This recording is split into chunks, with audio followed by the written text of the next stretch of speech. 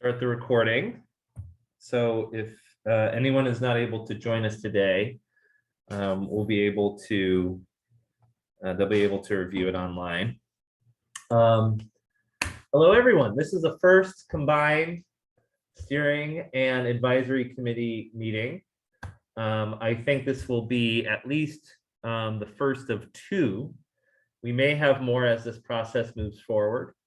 But the purpose of these combined meetings is to have some concentrated dialogue about the assessment report, which we'll review in detail and answer whatever questions you may have. And then that will help us transition into the action plan work. Before we get started through our formal agenda, I also want to welcome Laura, who is now officially a City of Lakewood employee. Congratulations, Laura, on your new position. I don't know if you want to tell the group a little bit more about what you're doing for the City of Lakewood. Put you on the spot. Thank you, Lauren, for that welcome. So I'm now the Assistant Director of Human Services. So I get to work alongside Chad, who's now the director. So I'm very excited for this transition, and part of my excitement came because of all the work that this group's doing. So now I get to even be more a part of what we get to do going forward. That's great. Well, congratulations again. And, you know, if anything goes wrong, you can blame the advisory committee. No, I'm just kidding. All right. So, yeah. All right. Thank you and congrats. So we'll go ahead and get right into it. I'm going to share my screen here. And just let me move some stuff around so we keep our meeting the right way.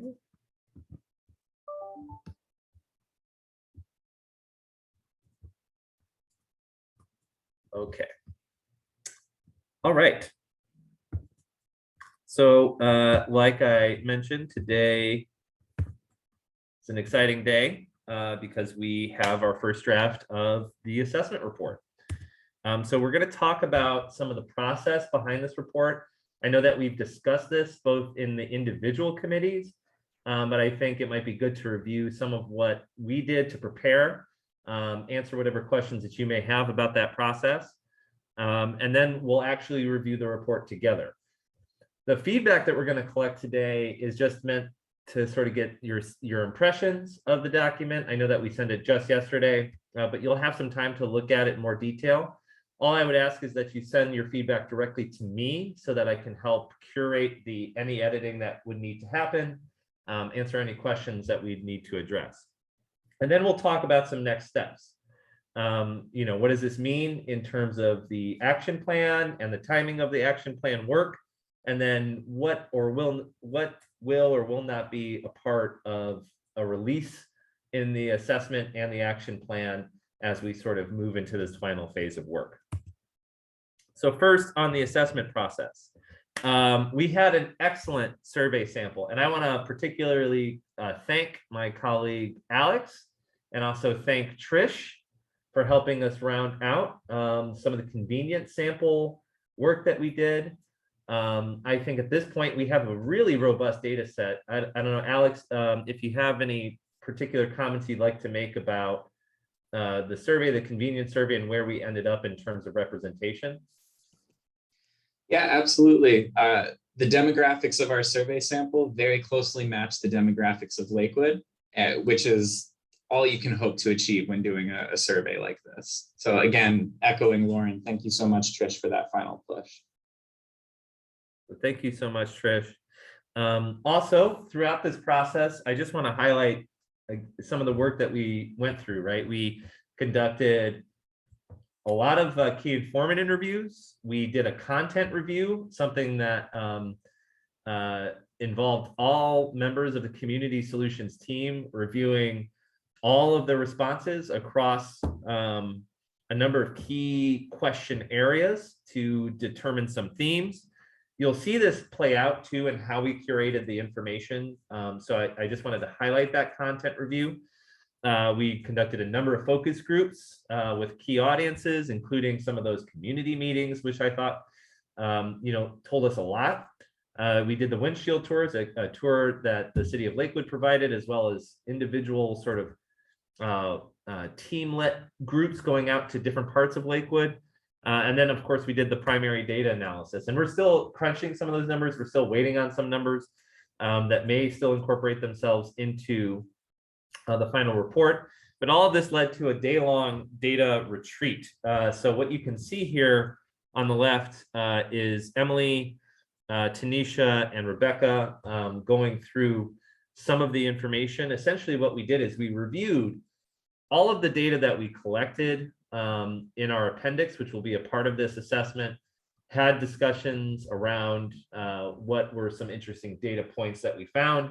And then we went through that process of affinity diagramming, trying to tie in the major categorical areas around social determinants as defined by the CDC, alongside those specific data points and themes we thought fit well into those categories, and identified some subcategorical areas.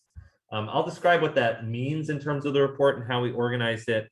But it was a long day, and I hope that each person on our team outside of me gets a raise, because they had to be in a room with me for an entire day to talk about data with no windows, mind you, but good Ohio City burrito. So it was a great event, I think, and a great process for us, because we all got to engage the data in an interesting way. I'll just take a moment here. Any questions about the process of how we collected data, the type of data that we collected, before we get into the data and the report itself?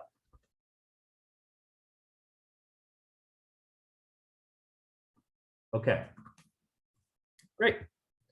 Where we are in terms of timeline, we're here in July the 27th. What I'd ask you to do is to look at the document that was provided to you all and provide your feedback by August 5th.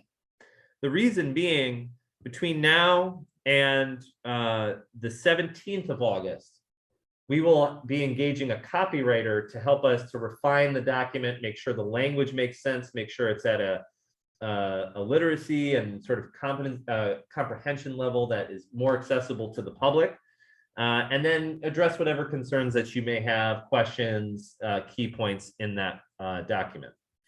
Then we will send that copy to you for one last review on the 17th, and have another combined committee meeting on August 24th. From there, we'll do one last run with the copywriter, and then our plan is to have a publicly available document on September 7th. So one of the things that I would think about, particularly for our steering committee members, Dave, Laura, now at the city, in what ways does the city want us to share this information? What are the best modalities for that, distribution channels? We can obviously host that document, but I'd like you to start thinking about, where do we want this to live? Some key points on the document itself. We'll have the report, which we will review today.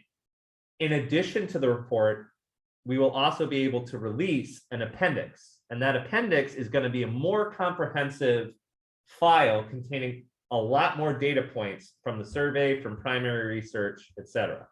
It will be an accompanying piece to that assessment report. We will also be producing a data file. That data file will be even more comprehensive, collecting all of the data from the survey and other sources into a single place. Our recommendation is that we would like that to be released at the end of our process for this project, with the release of the action plan. Reason being, very simply, number one, it gives us more time to make sure that that data is finalized, so it makes it easier for us to cultivate in a meaningful way. And number two, it enables us to have a more meaningful conversation in the action plan, so that the action plan reflects what happened with the assessment and how we thought about the assessment, and platform some themes in the assessment, as opposed to making a larger sort of set of data available, which could be sliced and diced any number of ways. That being said, all these documents will be living documents after Community Solutions is done engaging in this project. So that data file will be available to anyone who would like to use it. And with over, what, Alex, 200 some data points, there's a lot of ways that you can slice and dice that data for the city of Lakewood for years to come. So that document, in my estimation, is one of the key assets that this process has created and will be available to everybody upon conclusion of this work. So that's our general timeline. Any question about the timeline?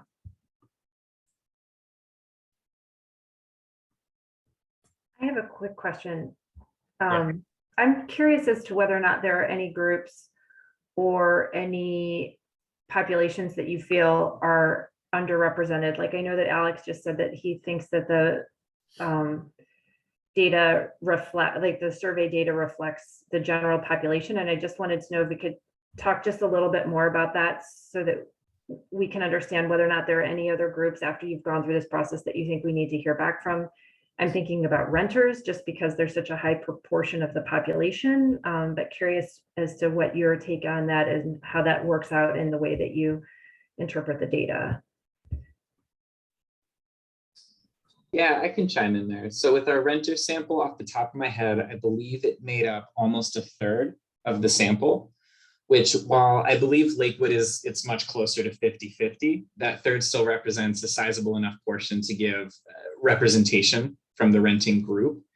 I would say places where perhaps the data is lacking. I know that we were interested in a refugee population with the survey, and we did not get enough responses to be able to make any kind of statements about that population specifically. Trying to think off the top of my head if there were any other groups that were missing that we were really hoping for. And I think that's the primary group off the top of my head that this sample set won't really be able to speak to.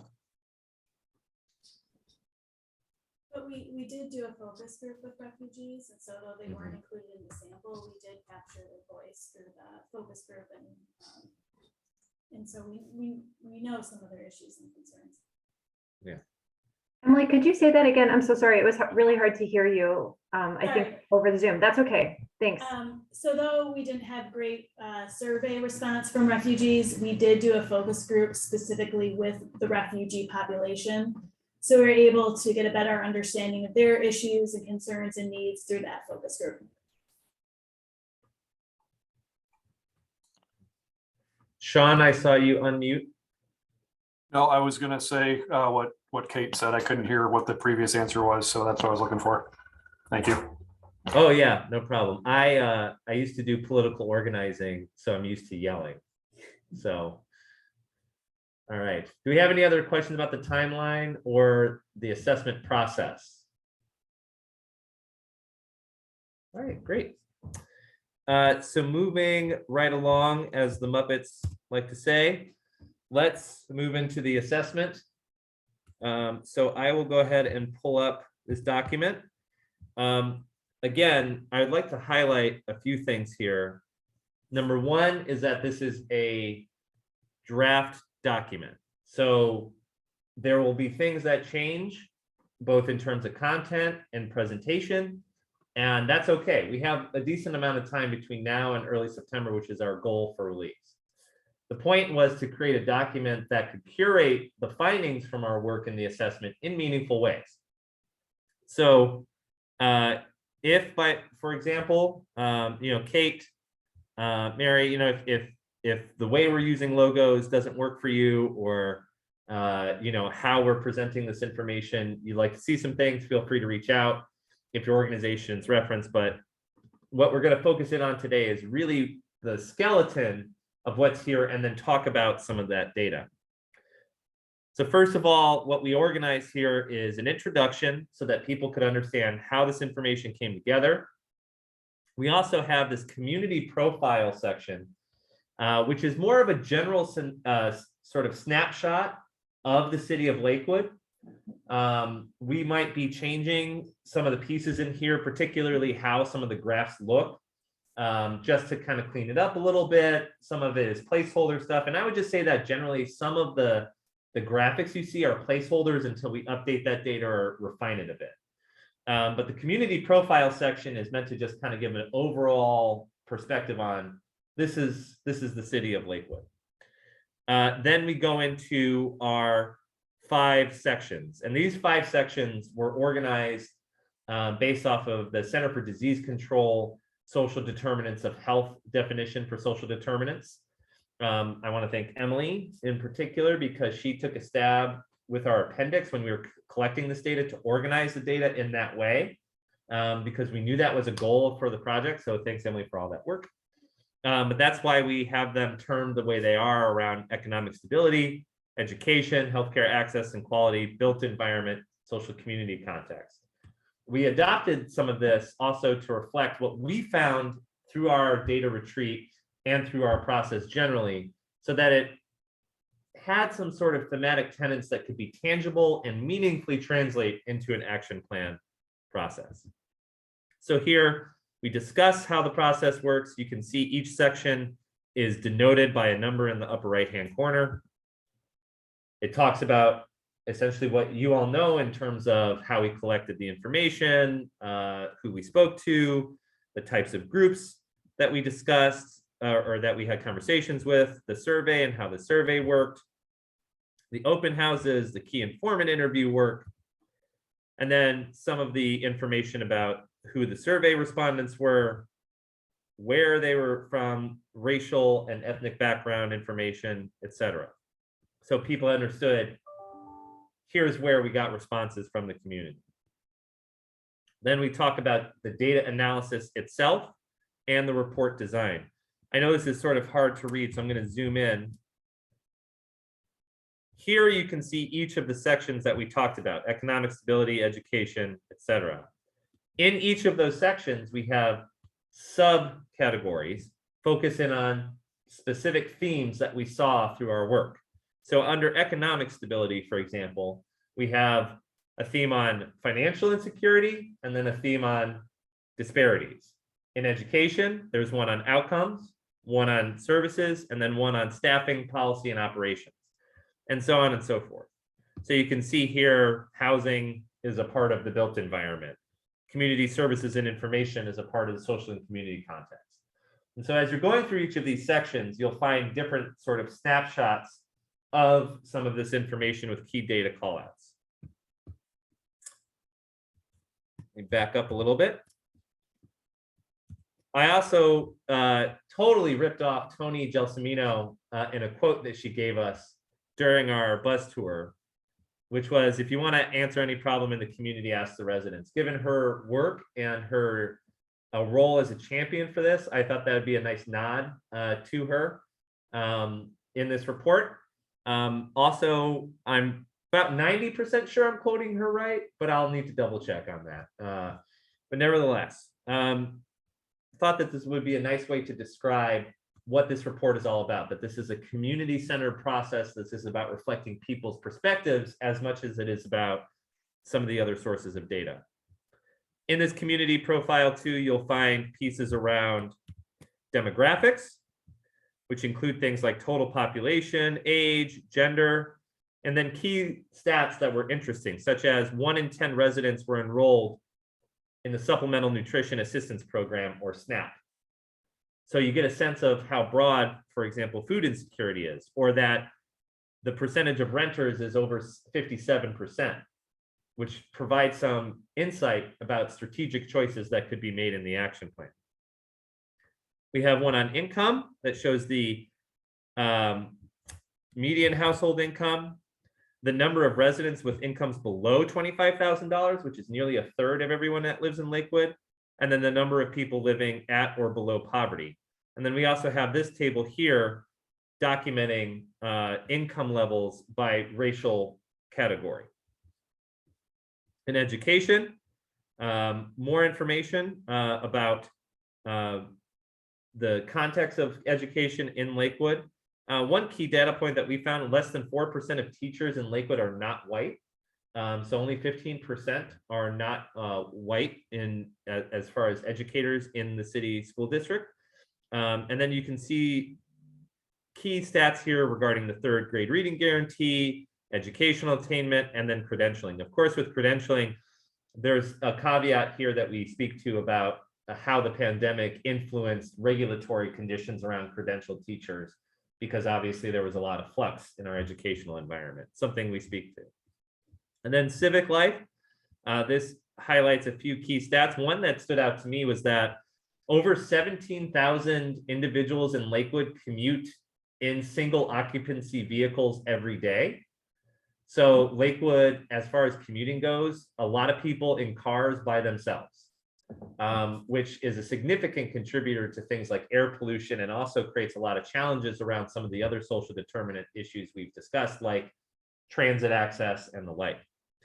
And then an overview of the budget. You can see here in yellow how much of the city's budget is tied to health and human services.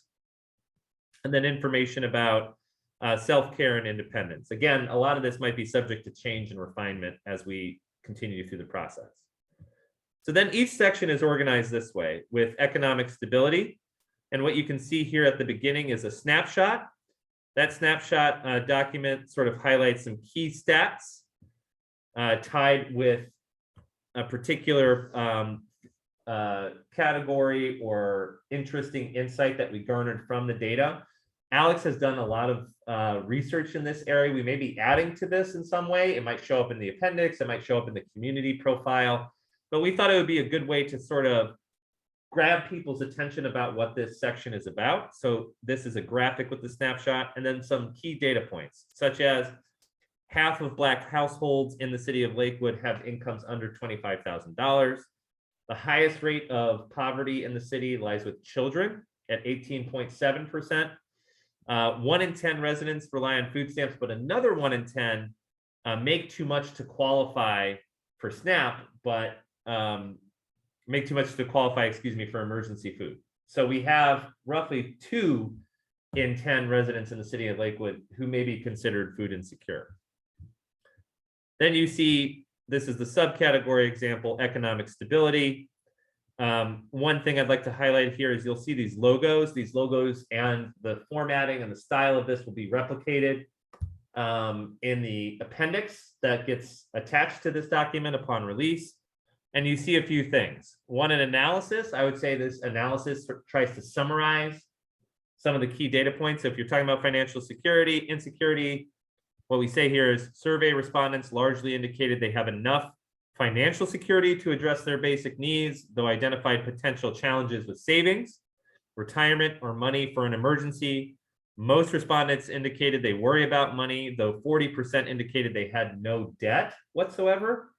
And mind you, this is the difference between a survey and say like a census tool or some other database. This is about people's perspectives as much as anything. While most residents receive their income through employment, 1 in 5 residents receive Social Security. And some key stats for consideration. 13% of residents live at or below poverty, including 1,500 children, 4,250 working age adults, 625 older adults, which include individuals 65 and older. 10% of residents have incomes between 150 and 200% of poverty, and 8.5% of families are below poverty. And then you can see here some information that we got from qualitative sources, such as focus groups. So with business owners, they highlighted inflation and rent as being challenges, and that it was hard to afford improvements they would like to make. For older adults, the rising cost of food was difficult to manage, something that sort of fits in with the notion around food insecurity generally with the city. That might be a hotspot for focusing on older adults who are food insecure. Key informants, public safety. Many people EMS interacts with do not want to go to the hospital for regular care because they're afraid of cost. So that gets to an access issue, or something Dr. Heckman, right, Lakewood Family Medicine might be interested in. The fact that they don't regularly seek out care because they're worried about the expense, or may not even want to be transported to a hospital when emergency services show up because they're worried about a surprise bill. So what are the implications of that? And then unhoused expert, overnight programs in churches close in the winter. There's nowhere for people to go, especially if they have mental health challenges. So this explains a theme that we heard, where there might not be a lot of housing support services in the city of Lakewood, or where people have to go somewhere else to receive it. Then there's the content analysis. This is CCS staff taking a look at responses to the survey and summarizing some of those results. So that includes overall, only a very small minority of respondents felt that financial health and one's physical health and mental well-being had no connection. So most people agree, if you have less money, you have more problems, right? There are also some respondents who explained financial security enabled them to seek out new, better employment and educational opportunities they would not otherwise be able to pursue. So with this subcategory document, you see here we have a general description, some key stats we thought were worth highlighting, some qualitative stuff that we wanted to curate that reinforce those points. And then we repeat that as we move forward. In economic stability with disparities, some key stats for consideration. I mentioned this before, but half of Black residents make less than $25,000 a year, which is twice the rate of the rest of the entire population. And nearly 1 in 3 Black residents live below poverty. So it's not just those who are 25 and below, which is above poverty technically, but about 1 1/3 of that category of folks live below poverty. Additionally, females have a higher rate of poverty than males. That's another thing that we've seen with female-headed households and families generally. Among all female-headed households, 22% are below poverty. For those with kids under 18, 32% are below poverty. For those with really young kids under 5, 45% are below poverty. And over 20% of Hispanic or Latino residents of any race live below poverty. So here's where you can start to see some disparities emerging between different populations, and not just racial disparities, but also disparities by family household type and who's leading that household. So you can see a difference between women-led households and women with young children in particular being a significant area of concern. With this, you have focus groups, persons of color. Many Black residents moved out of Lakewood during the pandemic because it was too expensive. New affordable buildings were discussed but did not happen. Renters, not very many businesses owned by non-white groups. They mentioned how when they are out in the community, there aren't a lot of non-white proprietors. Persons with disabilities, a quote here, "I rely on outdoor festivals to sell my art, and I couldn't do that during the pandemic. Online access helped, but it wasn't adequate." Another theme that we saw, and you'll see this in other sections, is for persons with disabilities, some of the concerns that they have with an older community where maybe accessibility was a challenge for them. Into education, more data here. 43% of kindergarten students not on track in language and literacy. However, a lot of higher education achievement in terms of bachelor's degrees are higher. In some outcomes here, most folks feel that Lakewood schools are safe. Many can't afford childcare. Some were unable to find vouchers. With families, there was a lot of concerns, say, around potential suspension. There was also concerns around availability of services within the schools. Here, in terms of services, 3 in 4 respondents believe Lakewood provides adequate extracurricular activities. A little over half of parents believe there are high-quality alternatives to public school. Most parents do not know if schools provide physical or mental health services. So you're starting to get into how parents perceive the environments. Staffing, policy, and operations. We talked to some of this already, but you get the idea of where we're going with each of these sections. There's the analysis, some key stats, and then some commentary. Now, before we move on to the next section, I want to ask, how do we feel about this format? Do folks feel like this format curates this information well and is easily understood? And does it help provide some context for you in terms of what the needs may be, just in terms of how the information is displayed? Any thoughts or reactions to it?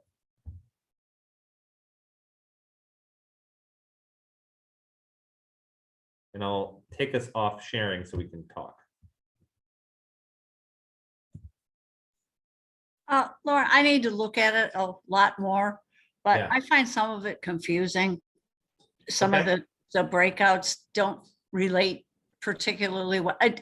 This is on my third view, so I have to really take a much stronger look at it. But I feel like some of the comments and the pullouts don't relate to each other or relate very well. I don't know how to explain it better. I'll take some time and send you some specifics.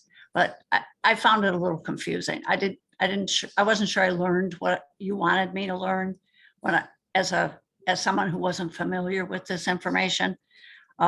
Just by reading the three levels on each page, I got kind of confused. Okay. All right, that's helpful. Thank you. Yeah, Sean? Lauren, I think the format can work. To Tricia's point, there were a couple data points, so that as I saw as you're going through that I couldn't tell. One that stuck out in my mind was you had a thing to say, it was in a color box on the side, said number one, big numbers, and then below was 18.5% of children are in poverty. I didn't know what the number one meant. So tying that data together as the source, what number one and what? Just to make sure that it's clear because it's intended to be an infographic, almost an infographic. It's supposed to be a quick hit. You get as much information out as you can with a light touch. And I wasn't able to pull that out. Okay. And Lauren, something else I would just ask. Households and individuals get mixed up easily. You know, when you put percentage, there's a lot of data about individuals, and then there's income by household, and it gets, you know, X number of households below the poverty rate is very different than number of individuals. You know, I think that has to really be looked at really, really carefully. I find that when I talk about the number of people we serve, when I talk about households, people don't know, you know, what's a household? You know, below the poverty level is a household of one is way different than a household of four. You know, I think maybe that'll all come out in the appendix, but I think it's important that people understand what those income levels relate to in terms of number of people affected, and is a household 2.3 still, or, you know, those kind of questions. All right, so maybe some definitional stuff in the appendix to help people look up, this is what this means. Household versus individual. Same with what's poverty level. You know, I don't think people know. I'm sure people don't know what that income number is. Okay. Yeah, I think we can provide people with a like a glossary of terms and basic information to help them. Yeah, that makes sense. Yeah. Okay. Kate? Yeah, sorry, I'm still like thinking, but I'll just put it out there. I think that one of the other thoughts that I had on this was just sometimes like to this point, like the context is a little bit hard to read. Like, I mean, I think that I really appreciate how things are broken out, but there are some things like, and I mean, I know that we can't do this to compare everything, because it would probably double the size of the document, but in some ways, like there's just some information, like average teacher salary is, I'm just using this as an example because it stuck out to me, is 85,000 and change. And I guess it's like there's a little bit missing, like I don't know how that relates to the average, like the regional average, maybe. Like there's just some of that information that I think is like people don't really know what to compare it to, and maybe that's a bad example, but I'm just wondering about some of these places where a little bit of comparative data would help people understand the context more. And I would be happy to go through and look at the places where I see that being relevant. So I'm not just throwing out a random suggestion with no assistance, but I'd be curious as your thoughts on that. Yeah, and Alex and Emily weigh in, but I believe in our appendix, we will go through all of our data and do comparisons where we're able to. So the appendix will have comparison cities, and I think we looked at Cleveland Heights and yeah, for teacher salary, we looked at the state of Ohio, Rocky River, and Cleveland Heights as comparison for exactly that point, Kate, because it's much more meaningful when you can look at another. I'm probably not talking a lot now. In the appendix specifically for teacher salary, I know that we did 4 different comparison communities. We did the state of Ohio, we did Rocky River, and we did Cleveland Heights. And so you can, there's a table in there where you're able to see the differences to give it a little more context. So there are in the appendix in a couple different areas, there's a little bit more of that context of comparison in there. And it's also something we can look back at the appendix and update some of that to make sure we have comparison for where it seems necessary. If there's significant information like that, could it get lifted out of the appendix and put in the body of the document? You know, people I don't know about all of you, but I don't think everybody reads. Is it appendices? I don't think Yeah. people get that far. You know, if there's significant information, could it get pulled out and put in the primary document? It's going to make it longer, I understand, but you know, if there's something that should be, a point should be made, could it be lifted out of the appendix? I certainly think so. And I think what we would like you to do is provide recommendations around where you think, if it's available, that could be helpful. Sure. The one thing I would say is that we will likely not be doing that a lot. Because No, it's already I understand. Yeah, it's already a 35-page document. And so I think part of it is, how do you direct people thematically to a snapshot of the community so that it's meaningful for the action plan? Because if there was no action plan, I think a longer document where it's not as intentionally designed may make sense. But unless you curate things for people and point their attention to something, it makes the action plan part a little harder. Because, for example, on the point that, let's just say, Kate brought up, doing a comparison around teacher salaries in Lakewood to other communities, how does that translate into an action plan item?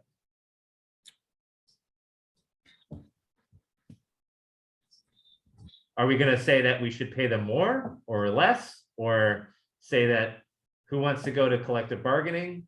You see what I'm saying? Right. Yeah, I do. So, but your point is good, and we want all this feedback, and that's why we built another month.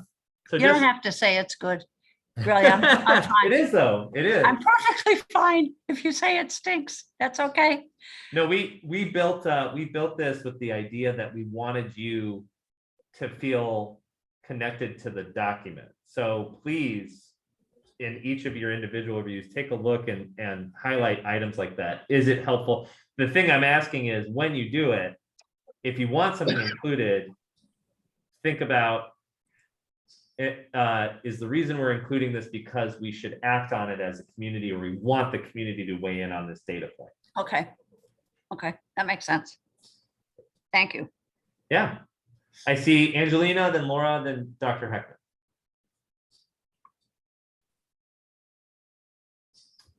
I think we're having trouble hearing you. No, Hold on. there we go. Okay, now you can hear me? Yes. Okay. So my question was going back to the teacher salaries, and how did you choose to select the ones you chose? That was my question, because it's, you know, Cleveland Heights, Rocky River. I mean, Rocky River makes sense, but not really. But so that was just my question regarding that. And maybe we could go back and look at that. But then, Lauren, as you had said about the action plan snapshot, you know, one of the things that if we're talking about action plan, I don't know if it would make sense to even see if we know or have an idea where people might be leaving Lakewood to, comparing those teacher salaries with those communities with our teacher salaries, just as a suggestion. And then going back to what Trish had said about the snapshots, I do kind of like that because I do think that it can get confusing as we're reading the statistics, like where's all this information from, which I know that you're also calling from a number of different places, right? It's not just the survey data, it's other data, you know, to come up with those sort of snapshots of community profiles. So I think it would be important if there's some way to communicate that up front, the additional data sources, just so that people know and can get that context, you know, because I know because I've been a part of the process, but if you haven't been a part of the process, you don't really know. And I know there's going to be the appendix, but a lot of people aren't going to look at the appendix. So I think we need to write this assuming that they're not going to look at that appendix and they're not going to look at other sources. They're not going to read our citations. They're not going to read the bibliography. So Yeah. I think that's how this should be written and presented, under that assumption. Yeah. And we definitely speak to that in the introduction about where we pulled information from, but we can take a look at it and see if we shouldn't be more explicit about the sources of data. Because I think the one thing that we didn't want to do is footnote every data point, because if we did that, then you have a document of footnotes. But the introduction speaks to it somewhat. We can try to make it more robust and more clear. And then the appendix obviously will have that more detailed list. To your second point, before I mentioned hand it over to Emily about why we selected which communities, I think you're bringing up a great point of what the point of the action plan could be, and then what the work looks like after we're done with our involvement. And what I mean by that is a data point like education and are people leaving Lakewood because of education, and how does that compare? I think is a really fascinating question to ask when you get into the action plan phase. Because here's why I'm saying that. Number one is, in the survey, over half of the respondents said that they lived in Lakewood for 20 years or longer. So one thing that we sort of noticed is this sense or perspective on displacement doesn't necessarily line up with what the community lived experience is. The idea that there's a lot of movement in and out. It seems like people tend to stay here a pretty long time. But even with that, it brings up the question of, okay, so when they leave, what are the reasons? And if you did find a research opportunity, or if you had a community partner, or if you're engaged with the schools around these questions, then you could use this data to say, well, we know what your salary is, right? Or we know salary is a component here. We know what it's like in these various communities, or where this data comes from. That could be an action plan step that happens in the future when it becomes relevant. So if you're seeing lots of movement of families out, where are they going? Because that's also why we pulled out data on the number of vouchers that are being used, for example, and people's attitudes about the school in regards to safety and quality and that sort of thing, because it can be strategic work that a stakeholder group focusing on those issues could use to implement something beyond what we're singularly able to do. And our hope is that the action plan actually teases out some of those ideas, so that when we're going through our evaluation as a group, the city of Lakewood knows, well, this might apply in this way, or with the foundations, they can use it in reviews of grant processes to say, hey, why don't we have a combined grant process that looks at this issue, whatever that may be, and then we know now where the resources are. Our hope, to be honest with you, is that with the data file and the appendix created, that there are going to be all sorts of questions that we've never even thought of that emerge as people get access to that information. But it's a great point. So I don't know, Emily, if you want to mention more about why we selected the communities we did. Yeah, so actually, we selected Cleveland and Rocky River in Ohio. And so we selected Cleveland and Rocky River because they're the adjacent school districts. And then Ohio just for a comparison across state. And they're not that far off, right? I mean, Yeah, so Lakewood and Rocky River are essentially the same. Cleveland's $10,000 less, and Ohio is $20,000 less. So Lakewood teachers are paid fairly well. all right. Thanks, Angelina. Laura?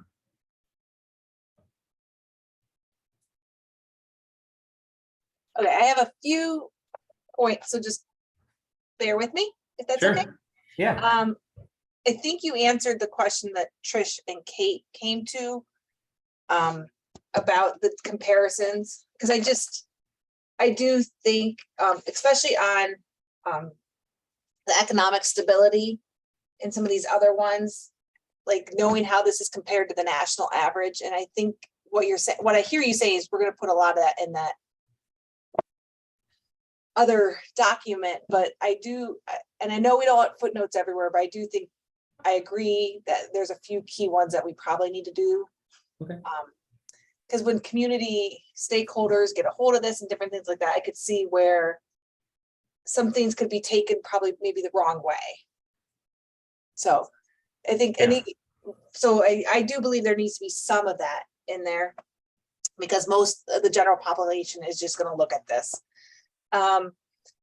for a point, just when you look at the teacher salaries, I'm not sure where you do this, but the West Shore program at the high school serves the West Shore schools. So I don't know if those teacher salaries were thrown into the mix.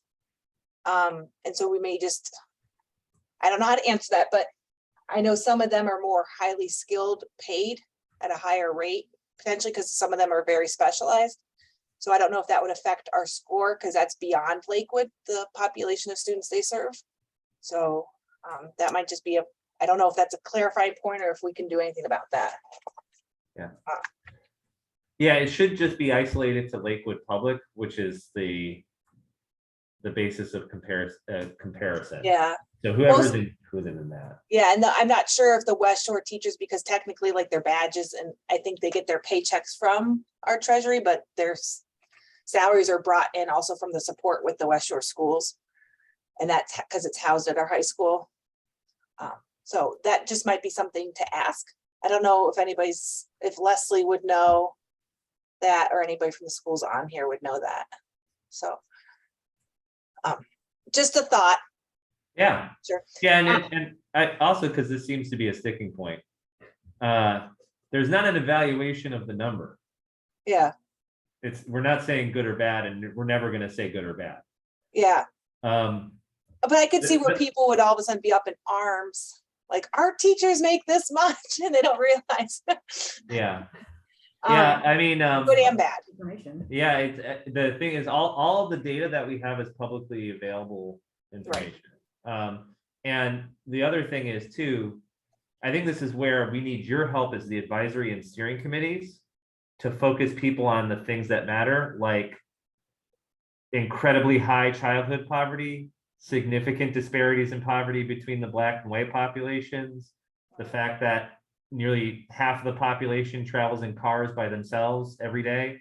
Like, those are where I think when we get to the evaluation process, where we'll need your leadership as a group to focus people on the right things. Because it's a salient point, right? Wow, $85,000 sounds like a lot for people who mainly have master's degrees.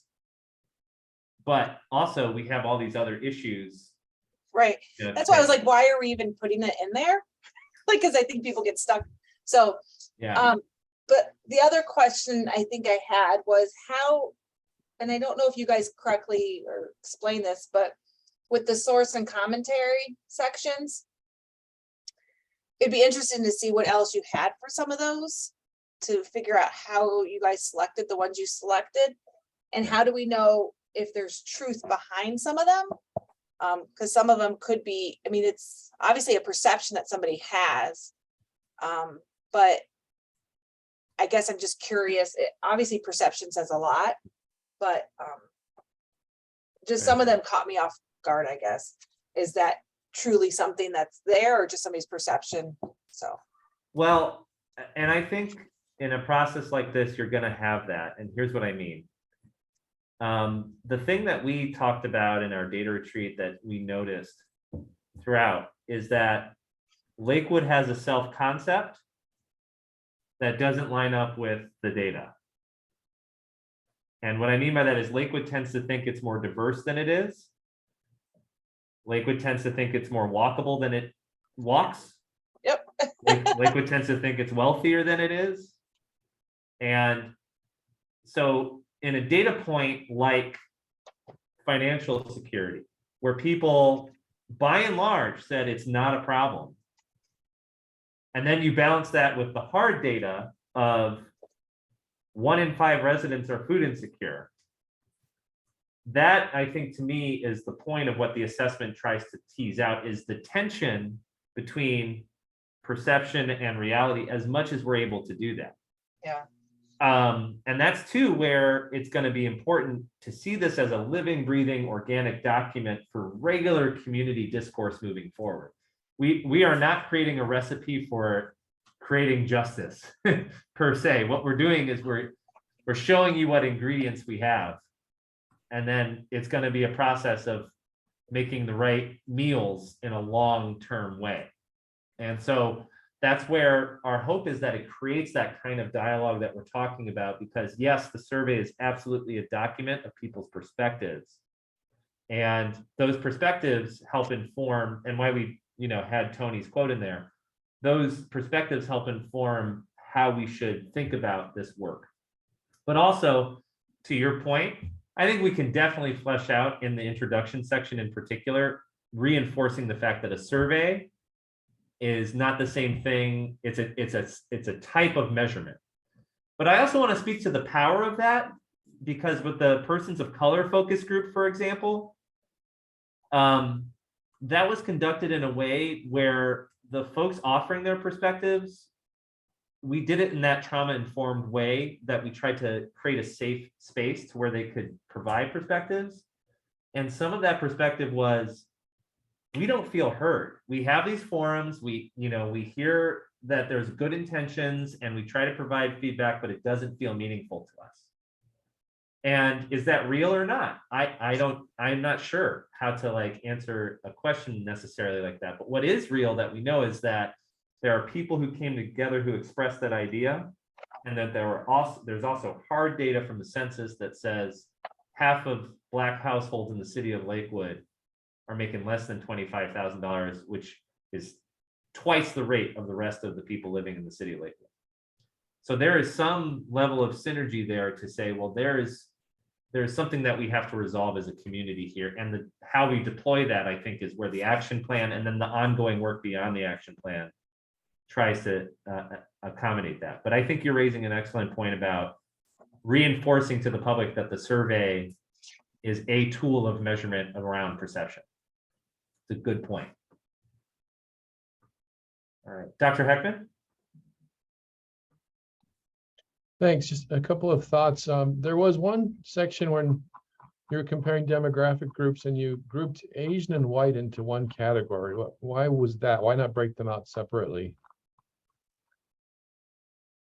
Can you name the specific section, and then maybe Alex or Emily, if you have? No. I'm looking for it right now. It may have been just a sample size issue.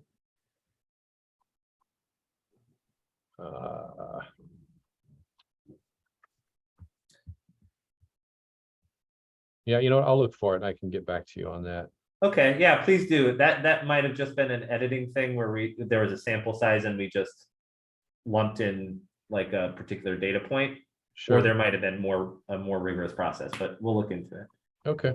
And then there, I'm noticing, because we are giving some bandwidth to LGBT folks, and I think that's fantastic.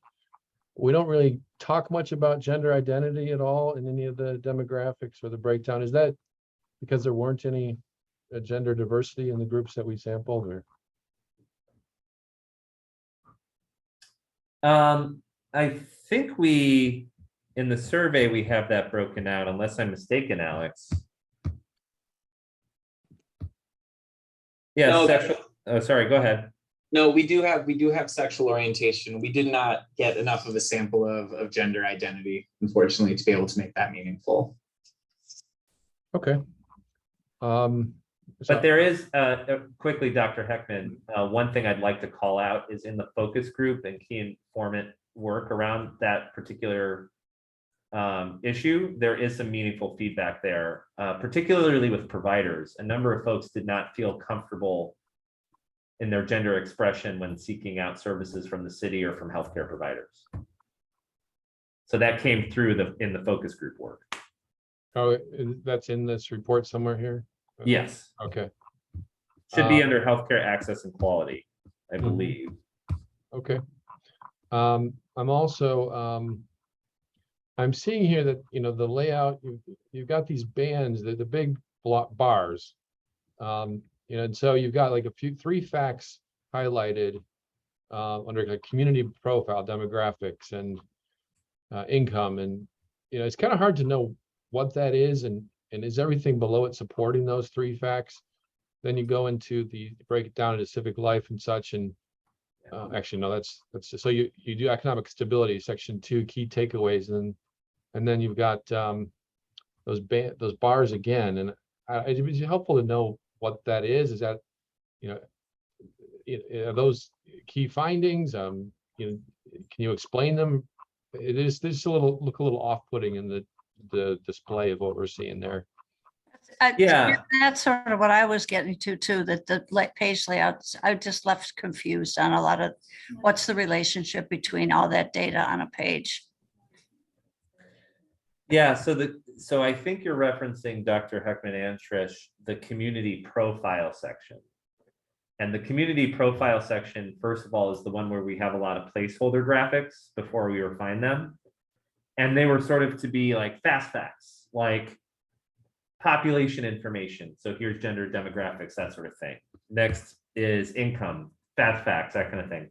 It sounds like what may be more helpful is to add some narrative to describe what the community profile is, and maybe segment it a little bit differently so that it's clear that these are just big data takeaways that people can access to understand the profile of the community outside of the more rigorous survey data work. Is that a kind of where you're leaning, Trish? Yeah, I think if it's in a general space rather than a data specific space, that's for the confusion. I think if you've got call outs about the community that you want people to see, the way it is now, it's not necessarily related to what follows on the page.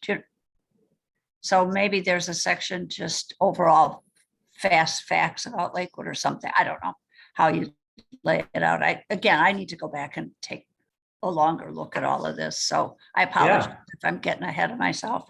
No, I think that's a good recommendation. But yeah, the community profile section was something that we decided to do because we thought we do these things called community profiles anyway, and what they are just like, here are just the numbers about specific things. And we thought about pulling some of that out and putting in its own section, just so like, if you wanted to know, for example, what's the average income in Lakewood?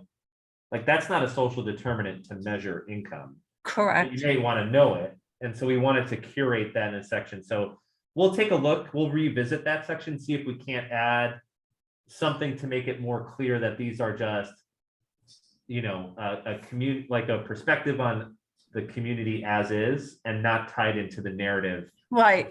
I think it might be, I mean, you'll have to see once you do it, whether it makes it better or worse, but I think it's worth an app. I think that's fair. We can ask the copywriter maybe for some help there too. Okay, great. Thanks. Yeah. Marianne?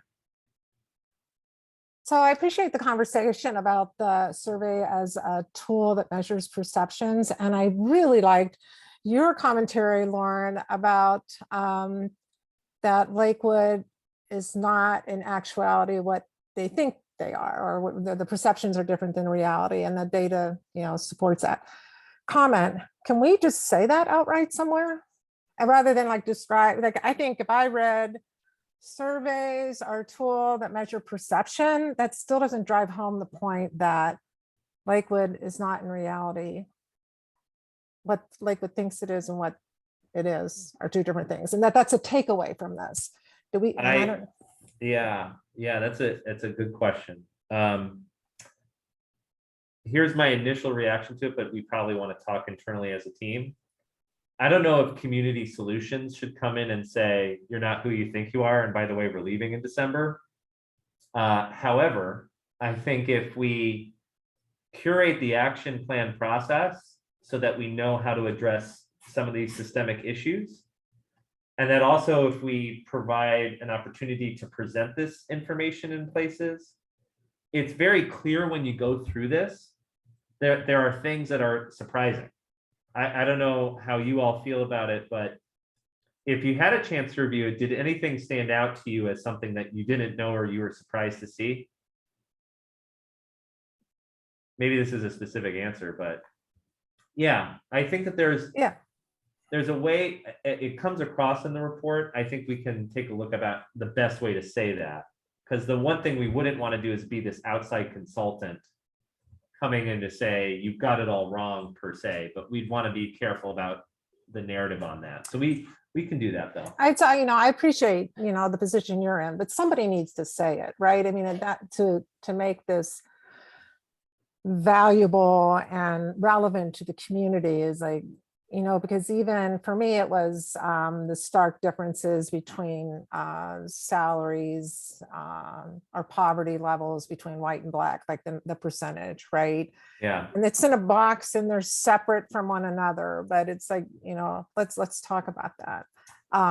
So, and I don't know who's responsible for that message, but I think that kind of candor is what, you know, we've always said here is we wanted information that can be understood and be actionable by the community. Yeah.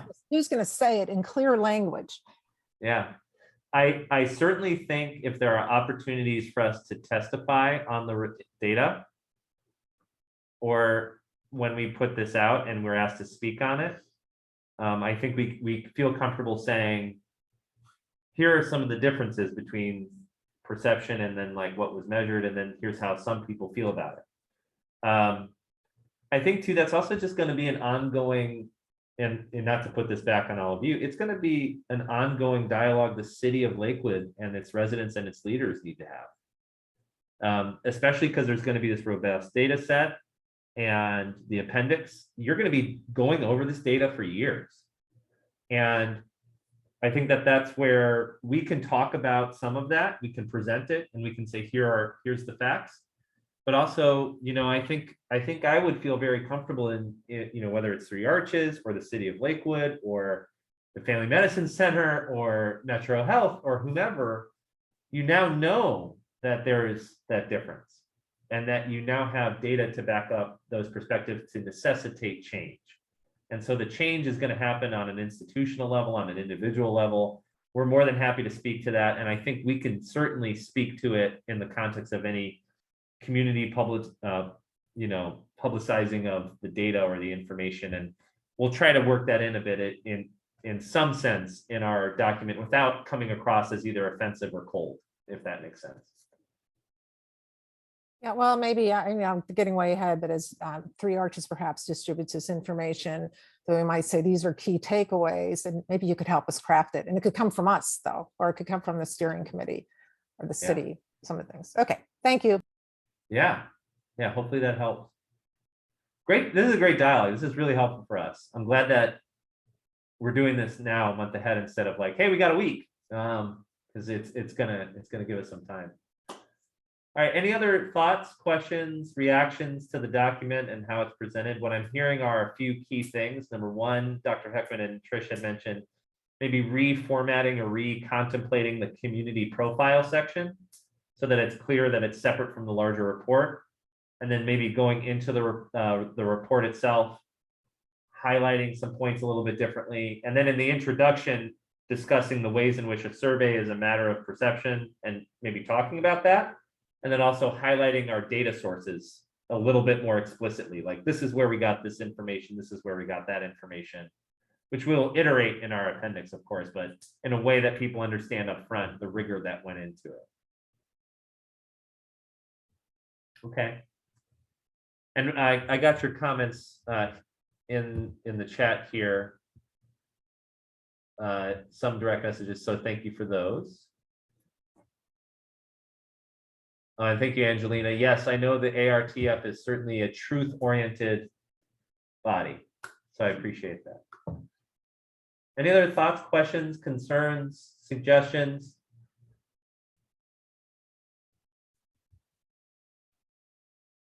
Okay.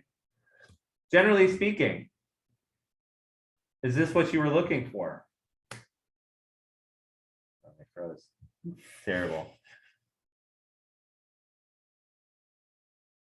Okay, you all froze the moment I asked that question, so I'm gonna have to do it again just for my own, like, psychological. So is this what you were looking for? Is this what you're hoping to achieve?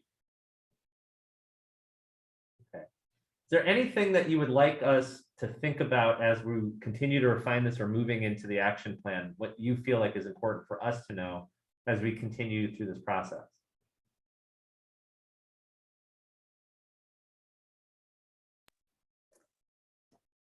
Yeah, Mary Ann. So it sort of relates back to my other question. Is there an executive summary that comes with this, or any kind of like, is it the report that we're seeing that has an introduction? Does it have a summary? Does it have an end, like an analysis? Is there an analysis?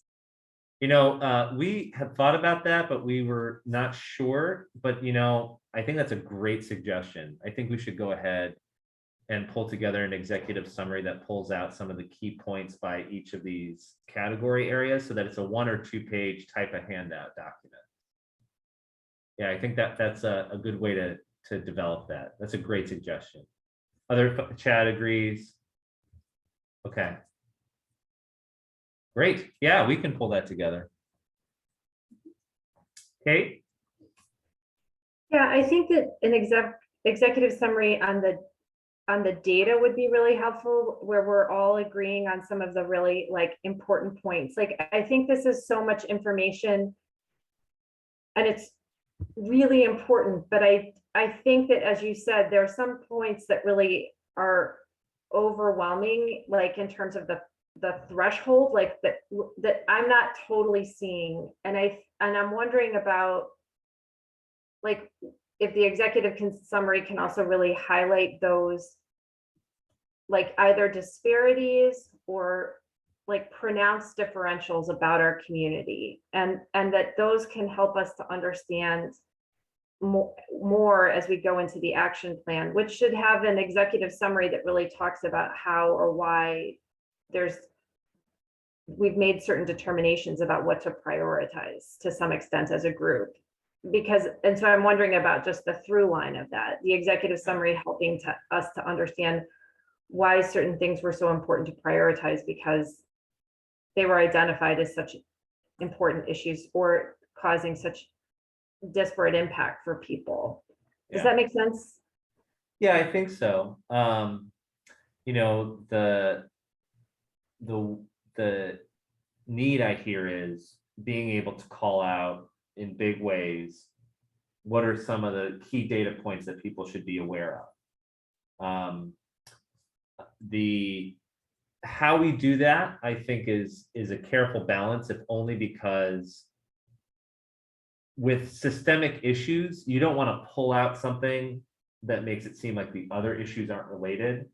In other words, like the relationship between income and race and then car dependency or lack of transit, these things are interrelated, right? So you don't want to pull out something that seems like that interrelationship isn't significant.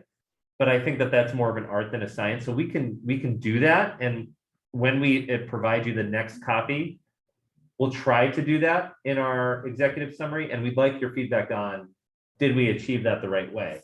I'd also say to this group, since you have copies of this, if there are key data points that stand out to you, that you feel like the community needs to know this thing, let us know in your notes back to us, because that can help us direct some of how we think about that, because that's going to be important work. The other thing is too, when we get into the action plan process, we're going to have all of these areas with all of these data points curated in their own sections. And we're going to ask the community, well, what do you want to do about these following things? Here are some ideas. And also, I think I've talked to you about this, Dave and Chad. You know, are there ongoing things that you want to know, do people endorse or even know about? So if there's a particular program, like, and I hate to bring it up again, like bring back the circulator, right? And you want to know how many people would support that, we'll have the functionality in the action plan for people to indicate, do they like that idea? Do they not like that idea? Do they support that idea? So if there are programmatic things that you know are happening already that you would like people to weigh in on and evaluate, let us know, because we can put that into the action plan process to help with the prioritization. Dr. Heckman? Just a word about focus groups. I think in a lot of situations here, the focus groups are listed as equivalent findings to some of the data analysis. And I seem to recall that the focus groups in many cases were like 3 or 4 people, or 1 or 2 in some cases. Isn't that right? And how do you evaluate that? How do you wait for that? Yeah, for most of the focus groups, I think we were able to hit between 5 and 15. We did a pretty good job on the focus groups. Where we didn't have much turnout was in the community meetings, though we had one large one and a couple others where there was just a few folks. And those community meetings, by the way, were like a catch-all for anyone who didn't get a survey and responded, or who weren't a part of focus group. Come on in, let us know what you think. And it's part of that strategy. I think even if you're talking about a small number of people providing insight, it can change the dynamics in meaningful ways and still provides a perspective that is valuable enough to elevate, especially if a data point reinforces it. But you know what I'm thinking too is that perhaps in addition to the document itself and describing where the data comes from, we could also describe how the layout represents the data. You know, maybe like how to read this document. Like something that's from the census you could do in one color, and something that's from qualitative you can do in a different shade, perhaps. Yeah, so Yeah, that's some a way good of idea. like curating it a little bit so people, when they pick it up, know how to read the document. That'd be helpful, I think. Thanks. Yeah. Okay, anything else? I know that you just got it yesterday, so you know, got to take some time to take a look at it. We just wanted to introduce it and review what this looks like. Okay.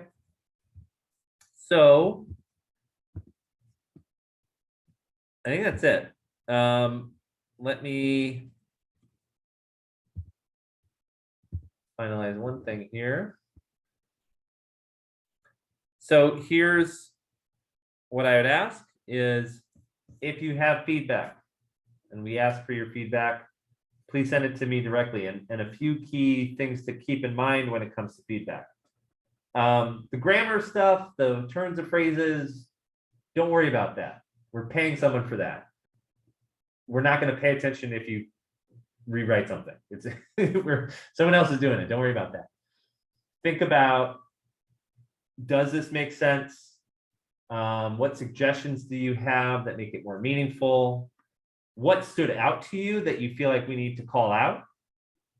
And then any other pieces that you think might be useful for us to contemplate and feedback. I also put out here, you know, there's over 30 people who have access to this document who are ostensibly going to provide us feedback. I would like to highlight it as feedback, not editorial control.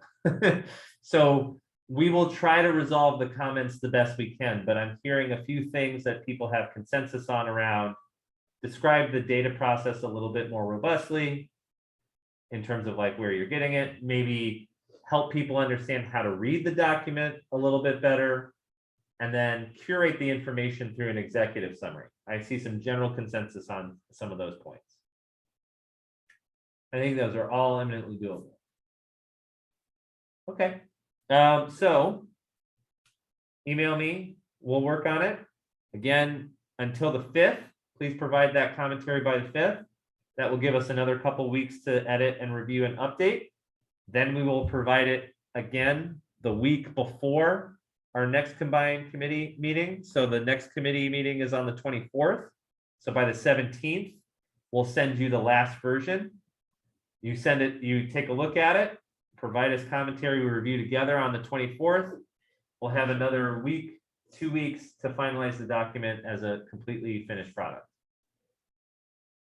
I'd also ask specifically our friends at the City of Lakewood and the foundations, start thinking about the ways in which we should be promoting this information and putting this information online and providing those opportunities, like Mary Ann pointed out, to describe this more as a general narrative than a document that people respond to. So whether that's testimony, meetings, a public virtual forum to discuss this, whatever is helpful. And then, of course, if it involves media, we'll be able to help with that as well. Okay. All right.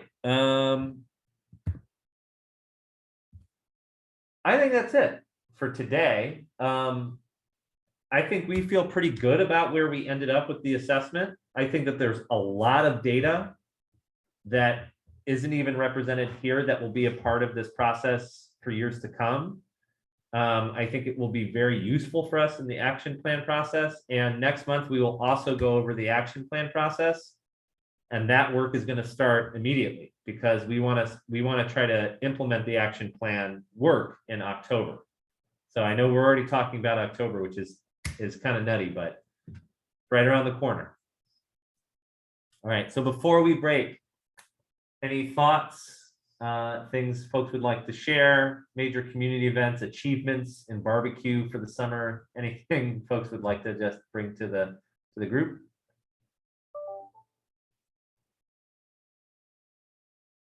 All right, well, we'll be posting our minutes and this video on the Lakewood Health tag, so communitysolutions.com/Lakewood Health if you want to re-review.